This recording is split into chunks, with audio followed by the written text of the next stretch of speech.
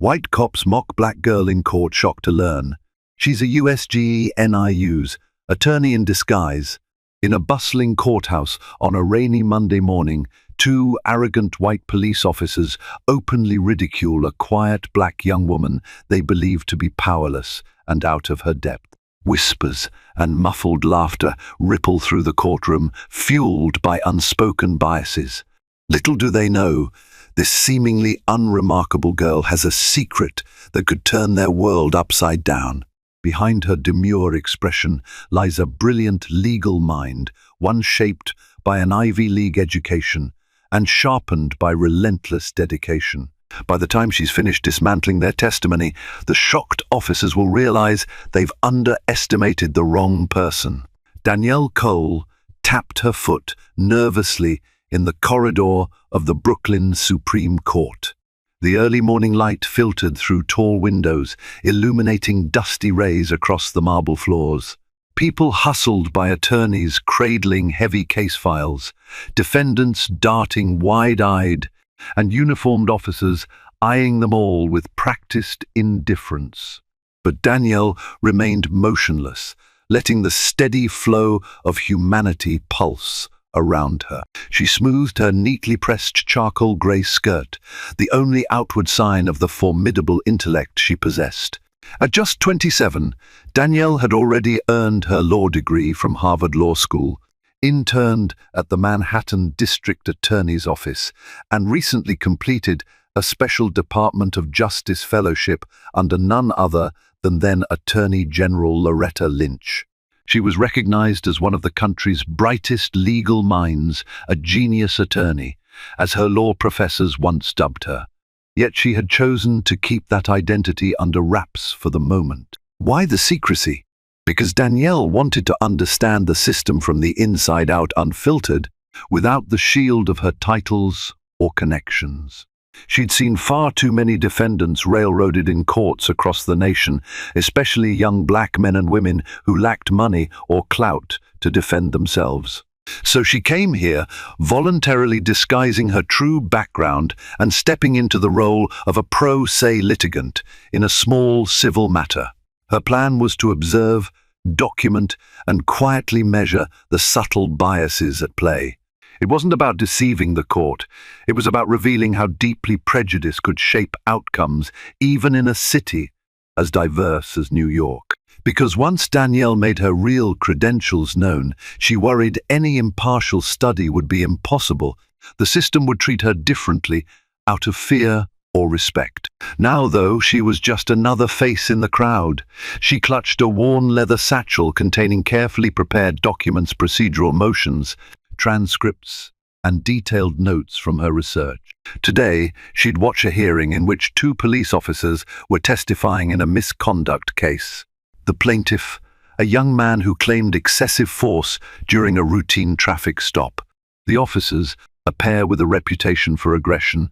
Danielle wanted to see how the justice system reacted, who was given the benefit of the doubt, who was dismissed, and how far prejudice might tip the scales. As she approached courtroom 4B, her heart fluttered with excitement and anxiety. She adjusted her thick-framed glasses, part of her understated persona. In truth, she didn't need them, but they helped her blend in as a bookish, possibly naive onlooker. Inside, the air smelled faintly of furniture polish and old paper. People spoke in hushed tones. The judge's bench loomed at the front, draped with the state seal. Attorneys shuffled their notes at counsel tables. Two uniformed white police officers sat together, leaning back with casual arrogance. They were mid-conversation, ignoring the plaintiff and his lone attorney. Danielle slid into a row near the back. She recognized the officers' faces from her research, Officer Craig Marsh and Officer Dustin Bennett. Marsh had thinning blonde hair and a perpetual smirk. Bennett was stockier, with a shaved head and a hawk-like stare. Both men had been named in multiple citizen complaints, but none had ever stuck. As Danielle watched them laugh quietly, she felt a prickle of unease. A bailiff called the court to order, and the judge, the Honorable Helena Vasquez, took the bench, The plaintiff's lawyer made an opening argument about the humiliating stop and frisk his client had endured, allegedly motivated by race. Meanwhile, Marsh and Bennett whispered and chuckled, showing no sign of remorse. Danielle resisted the urge to glare. Then it was time for the officers to testify. Marsh took the stand first. Exuding confidence, he recounted a version of events that painted the plaintiff as agitated, combative, and a threat to officer safety. The plaintiff's counsel tried to challenge him on specifics: why no dashcam footage was produced, why Marsh's incident report contained conflicting details, but Marsh deflected. He offered explanations that felt rehearsed. Next, Officer Bennett hopped up. He was even more cavalier. "We had reason to suspect a weapon," he declared. "He reached for his waistband. We had no choice but to restrain him." His voice was a bored monotone, as if none of this was unusual. Danielle's brow furrowed as she took copious notes. From her vantage point, the case hinged on uncorroborated police testimony versus the plaintiff's word. The entire scene reeked of bias, some intangible undercurrent in the judge's reaction, the prosecutor's questions, and the officer's willingness to stretch facts. She could almost feel the weight of injustice. Finally, a short recess was called. Marsh and Bennett swaggered off the stand, exchanging fist bumps as if they'd just scored a victory. The plaintiff, by contrast, slumped in defeat. Danielle felt a pang of empathy.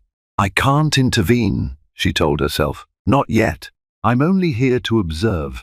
But unbeknownst to her, Marsh had noticed her scribbling and whispering with the plaintiff's side during a break. He elbowed Bennett, nodding discreetly at the slender black woman perched in the back row. A smug grin spread across Bennett's face. Later, when the judge left for recess, the two officers sauntered down the aisle. Heading straight for Danielle, she froze, heart rate spiking. "Stay calm," she reminded herself. "You here for the clown show?" Marsh asked with a sneer. "Looks like you're buddy-buddy with that liar and his attorney." Danielle looked up at them, maintaining a neutral expression. "I'm just an observer, taking notes." Bennett chuckled. "You aiming to be a paralegal or something, girlie? That it? Don't get your hopes up. People like you always think they can waltz in here and outsmart the system. Doesn't work that way." Danielle forced a polite smile. Noted. "Thanks for the advice." Something in her eyes must have irked Bennett. He leaned in, voice low. "You're not a real lawyer, that's for sure. Could be a glorified assistant. A little girl playing dress-up." Anger flared inside Danielle. She bit her tongue, resisting the urge to reveal her credentials.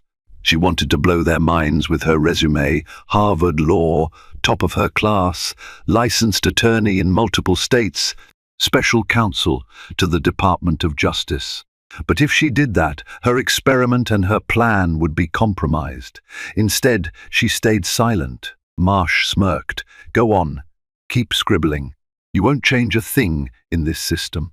With that, they strolled off, leaving Danielle's heart pounding. She closed her notepad. "They have no idea who I am," she reflected, frustration and determination welling within her. But one day they might find out. She hoped it wouldn't come to that. But sometimes fate had a way of forcing revelations. That evening, Danielle retreated to her modest rental apartment in Crown Heights.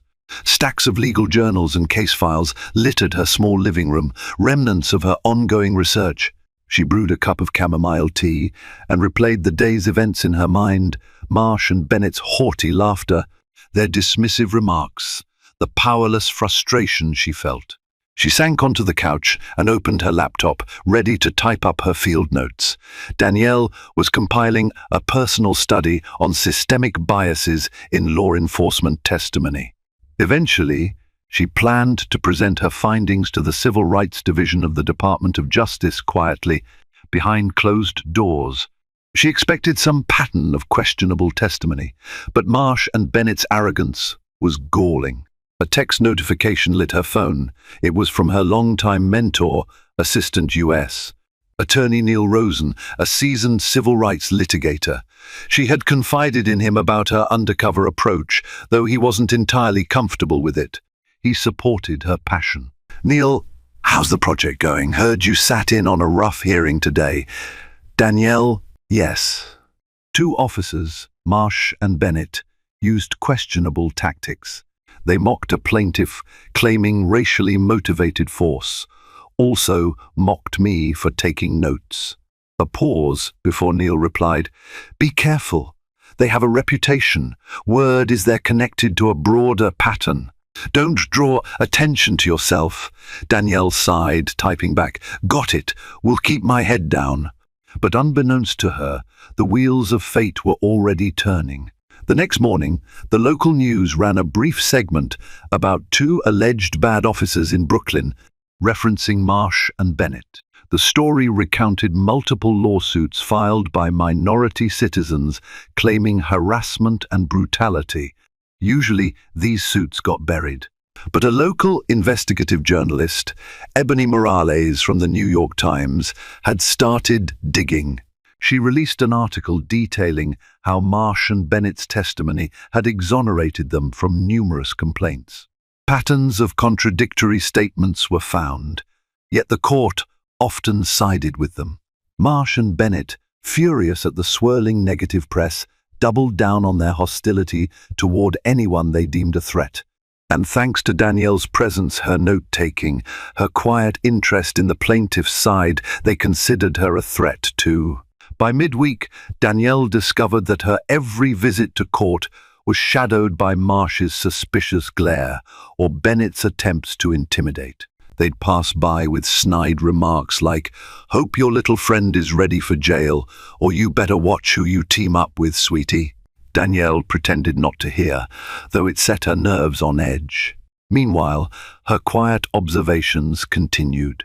She witnessed how easily prosecutors accepted the word of these officers, how often the defense attorneys were outgunned or outmaneuvered. She saw the plaintiff's frustration at the dismissal of valid evidence. It all reinforced her initial thesis that structural bias and an over-reliance on police testimony often overshadow true justice. But as she delved deeper into Marsh and Bennett's records, Danielle stumbled upon a puzzle, a series of older cases where entire sets of evidence had been lost or misfiled. In each instance, the complaints vanished before any disciplinary action could proceed. The same pattern repeated enough times to raise alarm bells. She confided her concerns to Neil over the phone, voice trembling with anger. "They're unstoppable, it seems. The court, the precinct, no one wants to cross them. They're mocking the system." Neil's response was measured. "Danielle, this is bigger than you. The best thing we can do is gather evidence meticulously. Don't let them push your buttons." Easier said than done. She recalled Marsh's mocking grin, the quiet girl, "You're in over your head," he'd whispered earlier that day. If only she could reveal who she truly was.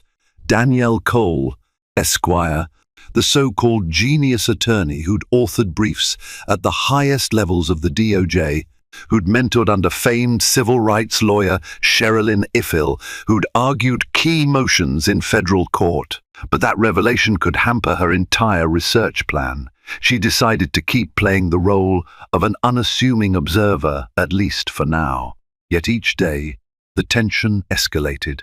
Marsh and Bennett's hostility ramped up, especially after Ebony Morales' investigative piece gained traction. One afternoon, after a particularly tense hearing, Danielle found them waiting near the courthouse exit. Bennett blocked her path while Marsh towered behind him. "You journaling about me, sweetheart?" Bennett asked, feigning friendliness but dripping with menace. Danielle gripped her notepad. "I have the right to take notes. This is a public hearing." Marsh spat on the ground. "You keep messing around in business that's not yours. You'll end up in a world of hurt. Some advice? Mind your own." Then they walked off, leaving Danielle shaken. How far would they go to protect their reputation? she wondered. If Danielle had learned anything in her short but intense legal career, it was that bullies often rely on intimidation to hide their shortcomings. But she was no easy victim. She'd stand her ground, even if it meant stepping out of her carefully constructed disguise sooner than planned. The following week, Danielle's low-profile approach was tested as never before. It started when Ebony Morales published a second installment of her expose, detailing new allegations against Marsh and Bennett. She cited unnamed sources, claiming the officers routinely falsified reports and doctored evidence. One piece included the story of a teenage boy who was arrested on a fabricated gun charge only for the charge to evaporate when the family threatened to sue. Marsh and Bennett, Ebony wrote, had contributed to the police report. The public outcry intensified. Protesters picketed outside the 77th precinct, demanding accountability. Marsh and Bennett responded by doubling down on aggression. According to Courthouse Whispers, they threatened Ebony Morales with a defamation suit, claiming her articles were fake news. Right in the middle of this firestorm, Danielle, still outwardly just a court observer, found herself in an unexpected position. She'd begun assisting a pro bono attorney, Harold Bryant, who was representing yet another alleged victim of Marsh and Bennett.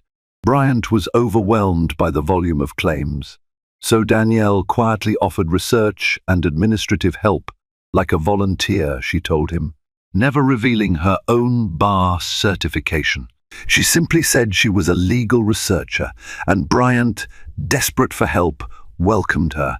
That day, Danielle was in the library annex behind the courthouse, scanning old dockets and referencing case law.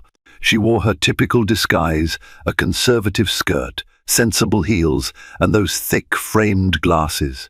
She combed through old trial transcripts, searching for patterns in Marsh and Bennett's testimonies. She uncovered repeated references to unidentified informants and spontaneous confessions, all suspiciously consistent across multiple cases. Soon, she had enough for a preliminary pattern of misconduct memo. She planned to hand it to Harold Bryant. This could help him mount a stronger defense for his client, she thought, and help the judge see the bigger picture. Lost in focus, she barely noticed the man stepping into the annex corridor. Only when he cleared his throat did she look up. It was Officer Marsh, leaning casually against a bookshelf, arms folded. Heart pounding, Danielle tried to maintain composure. Officer Marsh. What a surprise. "Yeah," he said, scanning the quiet library hallway. "I heard you've been snooping around old records. You sure are persistent for someone who claims to be just an observer." His tone was casual, but his eyes were cold. Danielle forced a friendly smile. "I'm allowed to do legal research in a public courthouse." "Unless there's a problem?" he shrugged, stepping closer. "Problem depends on whether you're feeding false narratives to that journalist or those shady lawyers. People like you ruin good cops' reputations." Danielle bristled. "No one's trying to ruin reputations, only seeking the truth. I assume that shouldn't scare you if everything's above board." Marsh's eyes flashed with anger. "Careful with that mouth, girl." He gestured at the stack of transcripts. "You're prying into things that don't concern you. If you keep it up, maybe I'll find a reason to arrest you for interfering in an investigation." "I've done it before." A chill rippled through Danielle. She had no illusions about how easy it could be for a cop to manufacture probable cause. Countless stories told her so. Still, she refused to cower, threatening to arrest me for reading public records. "That's interesting." Marsh's lip curled in a sneer. "Just remember, people like you can't hide behind a fancy lawyer when you're no one. The judge might not care. The system stands with us, not you." Danielle swallowed her retort.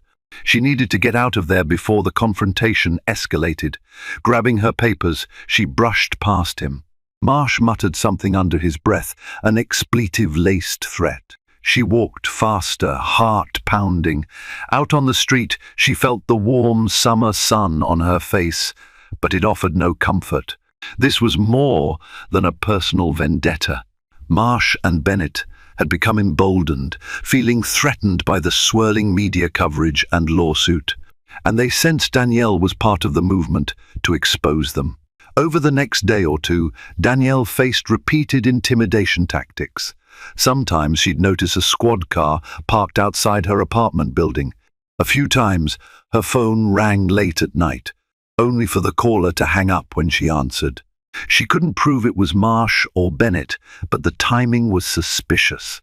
Finally, Harold Bryant, oblivious to Danielle's personal predicament, asked her to attend the next hearing for his client, a victim pressing charges against Marsh and Bennett. The officers would be testifying again. Harold needed someone to take notes and gather real-time observations, especially on the cross-examination. Danielle hesitated, fear gnawing at her. But then she pictured the frightened eyes of the teenage boy from Ebony Morales' article, or the battered face of the plaintiff she'd seen earlier. She thought of the hundreds of others who lacked a voice. If she didn't stand up, who would? She agreed. However, a quiet voice in her mind reminded her that she wasn't just an ordinary legal researcher. She was Danielle Cole, licensed attorney and recognized prodigy, a woman who had once argued successfully in federal court. If Marsh and Bennett pushed her too far, if the system turned a blind eye, she would not remain disguised for long. The day of the big hearing arrived under an ominous grey sky. The courthouse brimmed with tension. Reporters lingered near the entrance. Activists carried signs, and police presence was heavier than usual. Marsh and Bennett had become the focal point of the building's gossip. Everyone wondered if this hearing would prove them guilty of misconduct, or if they would wiggle free once again. Danielle arrived early with Harold Bryant, who carried a thick folder of discovery documents.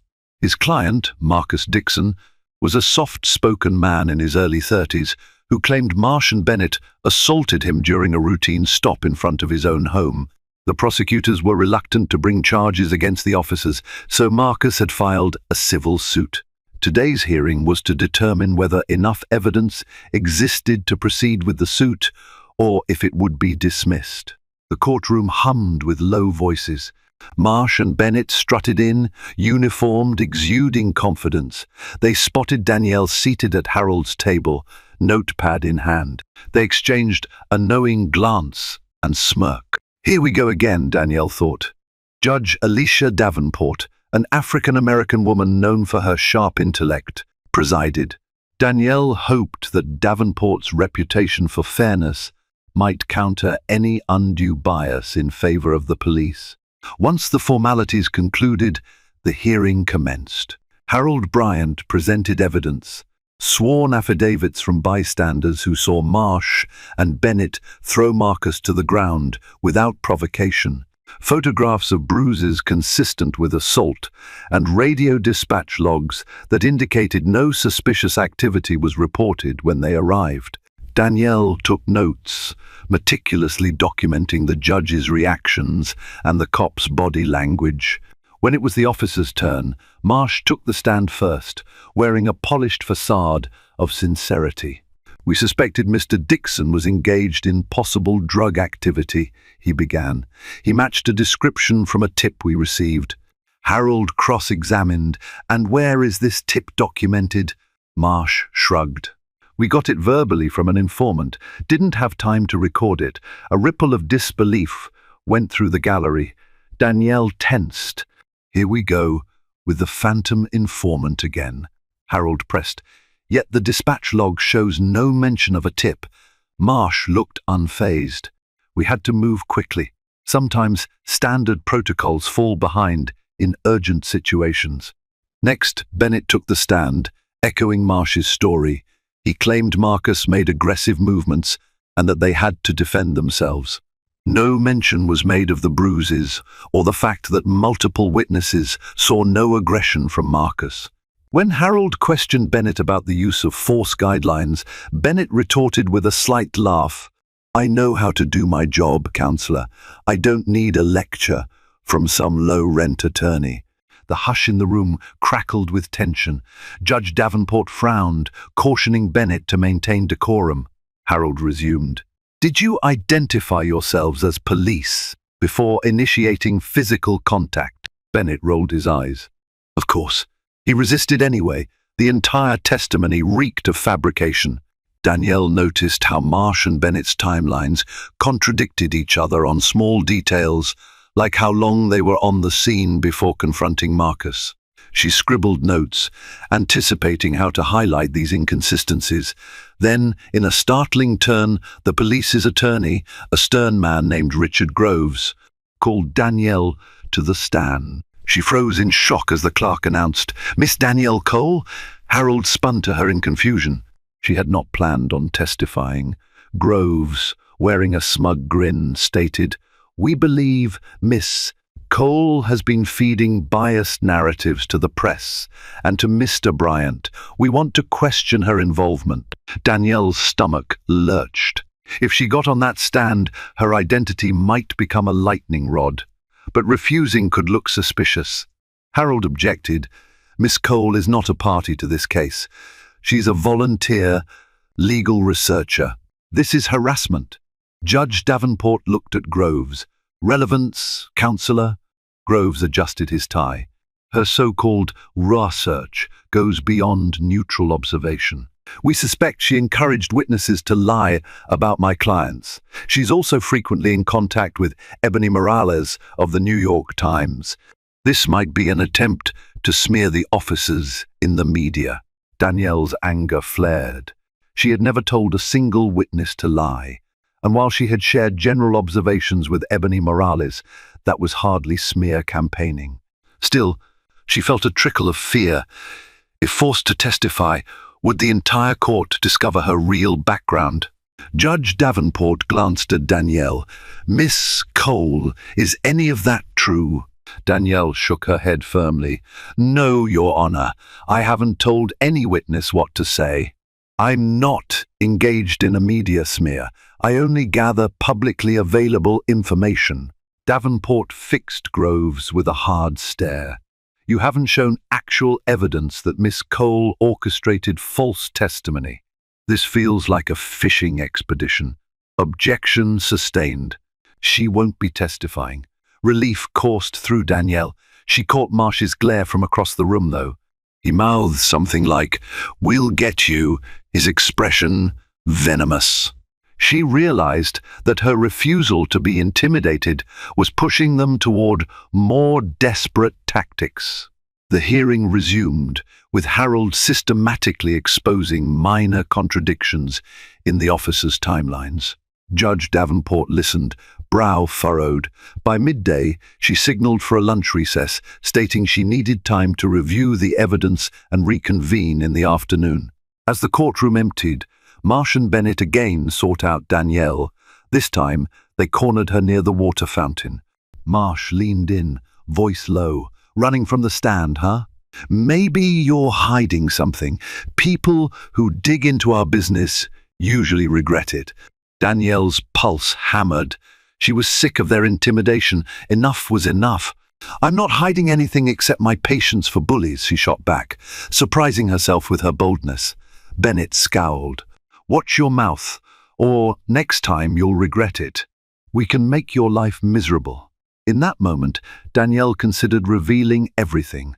Her law license, her top-tier credentials, her direct lines to powerful people at the Department of Justice. Let them see who they were threatening. But before she could speak, Harold approached, and the officers backed off with sneers on their faces. She turned to Harold, chest tight. "They're trying to bury the truth," she muttered. "But they're sloppy. They lied on the stand." Harold nodded. "I know. Let's just hope the judge sees through it. We'll present final arguments after lunch." "You've documented the contradictions, right?" Danielle lifted her notepad, a sense of resolve settling over her. "Maybe I can use my hidden skills to help Harold deliver a killer cross-examination. This hearing could be the turning point that exposed Marsh and Bennett's pattern. And if not, Danielle might have to unmask herself to protect the course of justice. After lunch, the tension in the courtroom was palpable.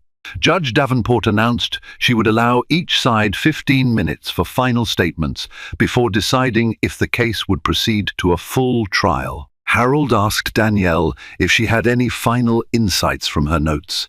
They quickly huddled by the gallery seats. "I found direct contradictions in Marsh's and Bennett's statements," Danielle whispered. "They can't agree on the time they arrived. Marsh said 2:45 p.m., Bennett said 2:30. The dispatch log says 3:05. Harold's eyes lit up. "That's a potential bombshell. Let's highlight that contradiction." The hearing resumed. Harold strode to the lectern. "Your Honor, these officers rely on their testimony alone, lacking verifiable records or consistent timelines. For instance, Marsh testified they arrived around 2:45, but Bennett said 2:30. The official dispatch log shows 3:05. That's a glaring inconsistency. Either they're mistaken or lying." He continued, referencing witness affidavits that contradicted the officers' claims of aggressive behavior. He concluded with, "These repeated discrepancies demonstrate a pattern of falsehood, urging the court to let this lawsuit go to trial rather than dismissing it. The people deserve to see the truth come to light." Richard Groves took the podium, trying to dismiss the time issue as small memory lapses. But it was clear he was flustered.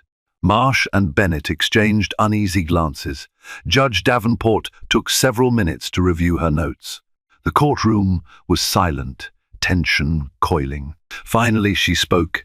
"In light of contradictory police testimony, I am inclined to allow this case to proceed to trial. There is sufficient cause to question the officer's account." A murmur of relief and excitement rippled through the gallery. Marcus Dixon exhaled, tears of gratitude forming. Marsh and Bennett muttered curses under their breath, shooting daggers at Danielle and Harold. The bailiff called for order as Davenport hammered her gavel to close the session. The courthouse burst into chatter. Marsh and Bennett stood near the exit, scowling. Marcus's supporters, including Ebony Morales, hurried to congratulate him and Harold. Danielle hovered, feeling a surge of triumph tempered by caution. "We won the first step, but what now?" She was soon approached by Ebony Morales, the reporter. A tall woman with braided hair and sharp eyes, Ebony wore a press badge around her neck. "So you're the quiet researcher everyone's talking about," she said, smiling. "I've seen you in court. Good job uncovering those contradictions." Danielle nodded shyly. "Just doing my part." Ebony patted her arm. "Keep it up. We might expose these two for good." Then her tone darkened. "Be careful, though. They're not shy about intimidation." Danielle felt a wave of foreboding. Sure enough, as she stepped outside the courtroom, Marsh and Bennett blocked her path once more. The corridor was quieter now, few witnesses around. Marsh's voice oozed contempt. "Nice trick in there. You think you've won something?" She tried to sidestep, but Bennett grabbed her arm. "You're messing with the wrong people," he growled. Fear and anger flared in Danielle's chest. "Let go of me," she hissed. "You have no right." Bennett tightened his grip, ignoring her. Marsh leaned in. "We know you're not just a random bystander. People talk. Some folks think you're a bigger fish than you pretend." Danielle's pulse slammed in her ears. "They suspect." She tried to wrench free. "If you assault me here, cameras are everywhere. Are you that foolish?" Marsh hesitated, scanning the corridor. Then he and Bennett stepped back. Marsh jabbed a finger in Danielle's face. "Don't push it. Stay out of our business, or we'll show you what a real takedown looks like." They stormed away, leaving Danielle trembling but uninjured. Ebony Morales, who witnessed the tail end, hurried over, outraged. "I got that on camera." "They grabbed you!" Danielle steadied herself, heart pounding. "I'm fine. Let's just go." She needed to process this. Ebony looked incredulous, but followed her down the hall. Inside, Danielle seethed. She'd come to observe the system's flaws, not provoke bullies. But Marsh and Bennett had escalated it. They suspected her of being more than meets the eye. If they discovered her real identity, her status as a practicing attorney in multiple jurisdictions, would that deter them or make them lash out worse? She was no longer certain. However, one thing was clear: they were growing desperate, threatening physical violence to silence her. She was done playing docile. If cornered again, she wouldn't hold back. Perhaps it was time for the brilliant Harvard-educated lawyer in her to step into the light and let these officers know exactly who they were dealing with. The next morning, a tense hush hung over Danielle's apartment. She sipped coffee while scanning her phone. Social media was ablaze with discussions about the prior day's hearing. Ebony Morales had posted a cryptic tweet about a silent heroine who helped keep the Marsh-Bennett case alive. The mention triggered speculation among local activists. Who was this hidden figure? Danielle set her mug down, mind racing. I can't hide forever. She had no illusions that her safety was guaranteed. Marsh and Bennett had proven willing to use intimidation or worse to protect themselves. She decided to call Neil Rosen at the Point U.S. Attorney's office, her mentor and confidant, and explain the situation. Minutes later, Neil answered in a hushed tone. Danielle, I've been hearing rumors that you've become a target of those officers. Are you safe? She hesitated. I'm shaken but not hurt. They confronted me physically, and they suspect I'm not just a random observer. Neil let out a frustrated sigh. I told you not to get too close, and they have a lot of local connections. They've manipulated the system before. Why not come in under official DOJ capacity now? We can request federal oversight. Danielle closed her eyes. I wanted the real, unvarnished perspective, but we've reached a point where that might be dangerous. Let me think about how to reveal myself in a way that helps the cause. Neil paused. Are you sure you're ready? Once you go public as a Department of Justice affiliated attorney, the entire dynamic changes. The cops, the court, the press, it'll become a circus. But if it's the only way to protect yourself and keep this case from being buried, it might be worth it. Danielle's voice steadied. I'll do it for the greater good. The system's failing. Marsh and Bennett prey on that. I'll coordinate with you on the official steps, but I suspect the unmasking might be more dramatic if it happens in court. By midday, she had a plan. She'd accompany Harold Bryant and Marcus Dixon to the next procedural hearing, where a date for trial would be set. She'd confront Marsh and Bennett if they tried to intimidate her again by revealing her credentials. The press, Ebony Morales, and presumably the judge would witness it. That might ensure the intimidation was documented and taken seriously. She only hoped it wouldn't cause too much chaos. A real name for reliability to lend authenticity to the story, Danielle decided to reference her time working under Preet Bharara, the former U.S. Attorney for the Southern District of New York, widely recognized for his stance on corruption. She had briefly interned in his office during law school. Mentioning that name in court would likely resonate with local officials who knew Bharara's tough on corruption reputation.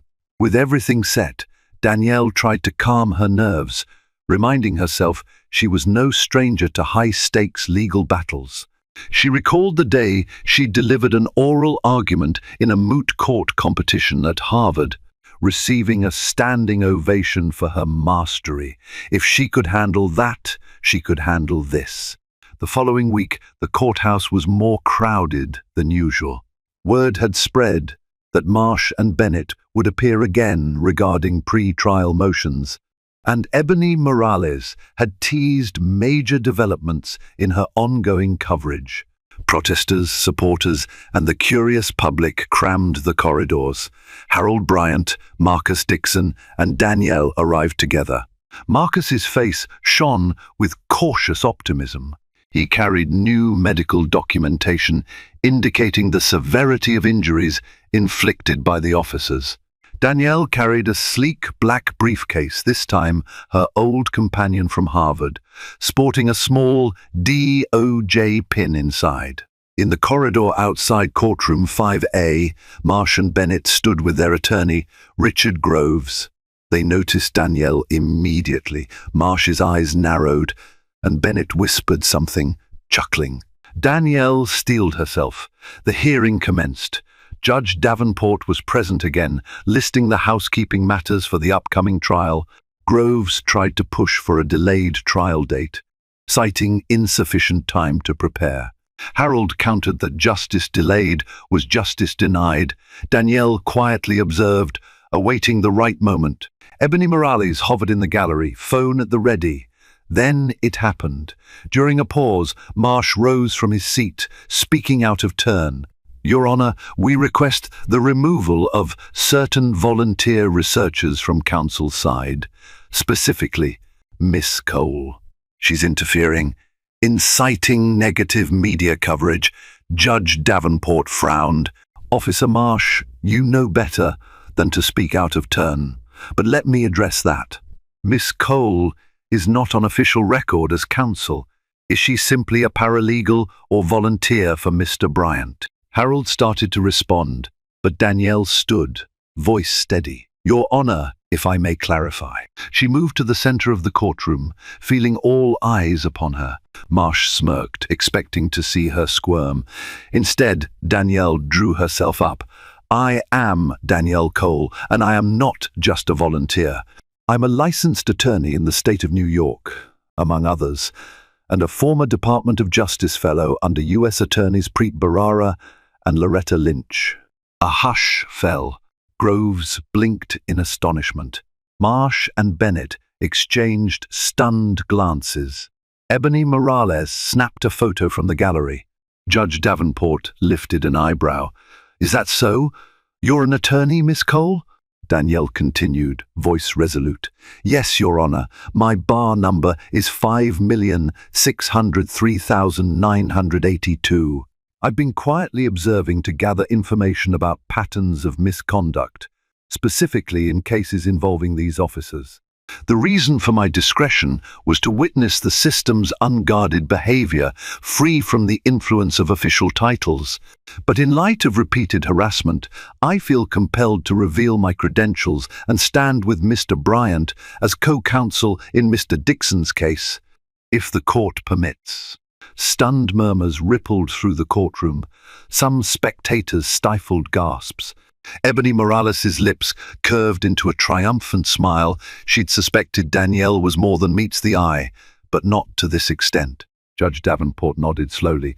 I see. Well, Miss Cole, you're free to join Mr. Bryant's team if he consents. Mr. Bryant. Harold, eyes wide with surprise and relief, stammered, Absolutely, Your Honor. Miss Cole's assistance would be invaluable. Davenport rapped her gavel. So noted, Miss Cole is recognized as co-counsel. Now, regarding the officer's objection, she glanced at Marsh and Bennett. It seems Miss Cole is entirely within her rights to participate. Marsh's face reddened. Bennett looked furious. Your Honor, he blurted. She misled us, the court, everyone. Davenport's gaze was icy. Officer, Miss Cole had no obligation to announce her credentials while volunteering. Unless you can cite a specific violation, your objection is overruled. Groves tried to salvage the moment. We request a continuance to adjust our approach, but the judge shook her head. Motion denied. We proceed as planned. Danielle returned to her seat, heart pounding with adrenaline. Marsh and Bennett stared at her in slack-jawed shock. They had mocked her, threatened her, ridiculed her as a powerless black girl. Now they realized she was a well-connected, Ivy League-educated attorney with the potential to dismantle their fortress of lies. She met their eyes with a calm, steady gaze. Try bullying me now, she thought.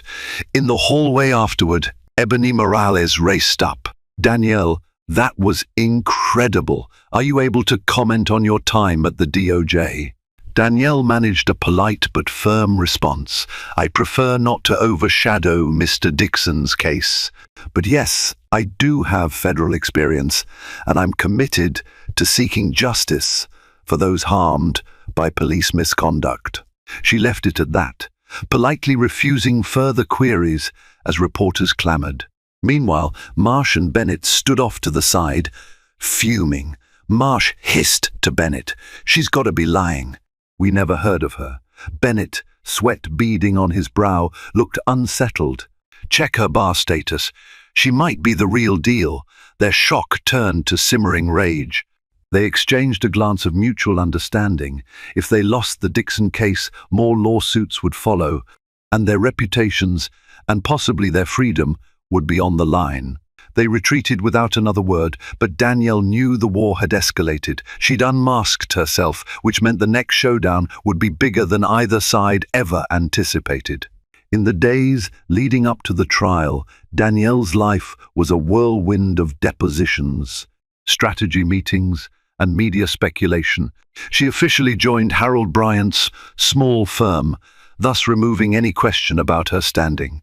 The phone rang constantly with new potential plaintiffs wanting to file suits against Marsh and Bennett, or reporters seeking details. Danielle hammered away at the case, using her trademark analytical brilliance. She discovered new cracks in the officers' stories, like an internal memo from the precinct that contradicted their claim of an informant tip. She and Harold also uncovered a pattern of nearly identical language in the pair's prior reports, suggesting they recycled excuses to justify stops and searches. Marcus Dixon, once hesitant, now found renewed hope. He told Danielle tearfully, "I can't believe you're helping me. The system always felt rigged. Maybe this time it'll be different." Danielle promised they would fight tooth and nail. Meanwhile, Ebony Morales continued her coverage, unveiling how Marsh and Bennett's unit had historically faced minimal oversight. She even found an interview with a retired sergeant who admitted that complaints against them were often lost. Public sentiment turned against the officers, and calls for accountability grew louder. Marsh and Bennett, for their part, refused to go down without a fight. Rumor had it they were meeting with high-priced lawyers paid for by the police union, planning a scorched earth defense. Danielle expected them to rely on personal attacks, claims of political motives, or that outside agitators were fueling the lawsuit.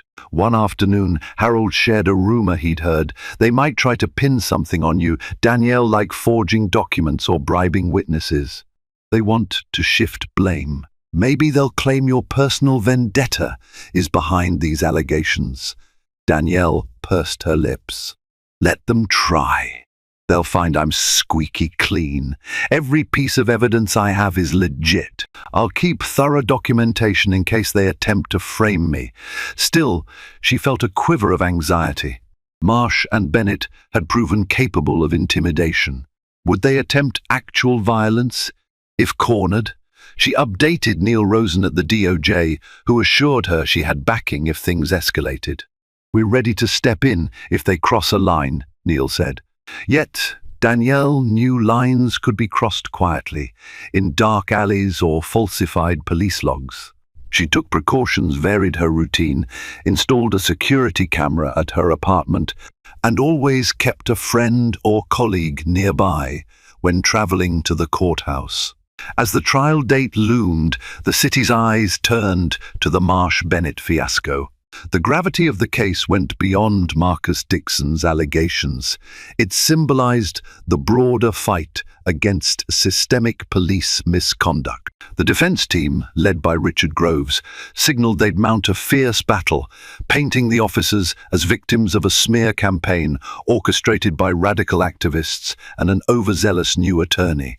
Danielle braced for a trial that could alter the city's landscape of accountability. Marsh and Bennett had once mocked her openly as a powerless black girl. Now they'd face her in open court, a top-tier, cunning legal mind ready to challenge every thread of their fabricated stories. Finally, the trial began.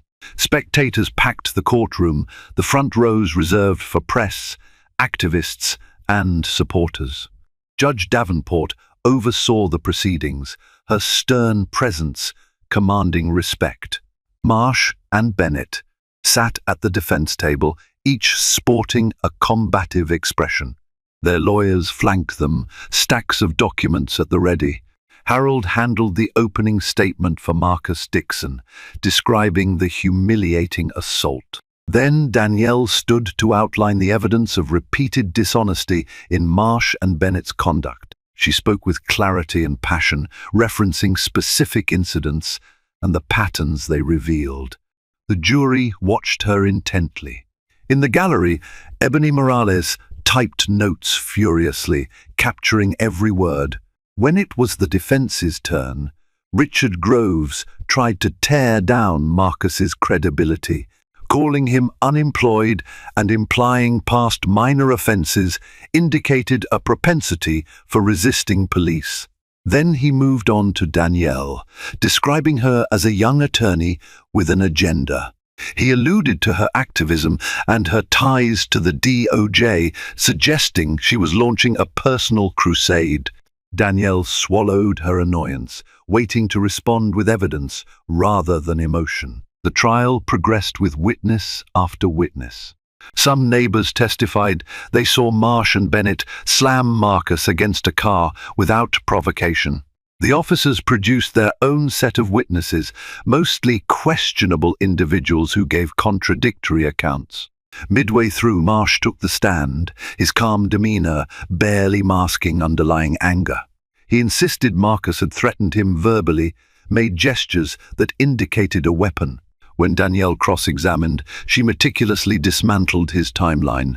She introduced dispatch records, radio logs, and internal precinct memos that contradicted his claims. Marsh squirmed under her methodical questioning. Finally, she pulled out a typed version of one of Marsh's old reports from a separate case, where he claimed a suspect also reached for the waistband with fidgeting hands and seething expressions.